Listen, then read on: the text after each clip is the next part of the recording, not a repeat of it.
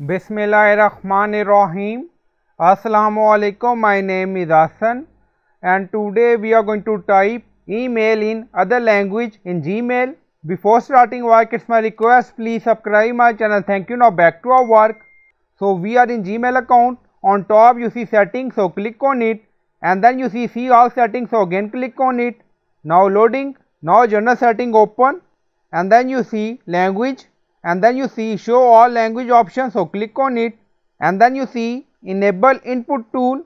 Use various text input tool to type in the language of your choice. Enable this option. Now pop up open, and then you see on input tool. All input tool we have. Now you see all languages, and then you see selected input tool, so you can add any language according to your requirement for your input tool in Gmail. So you can select. So we select Korean. Now double click on it. Now you see new Korean language added, and then you see Korean in multiple language, and then you see keyboard icon. So this is our pencil icon. If you are using English keyboard, now select Korean keyboard. Now double click on it. Now you see edit. So you can see multiple languages with keyboard icon. So you can add it, and then click on OK, and then scroll down, click on save changes. Now saving.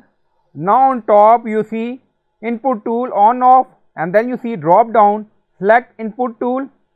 You see different languages we enable.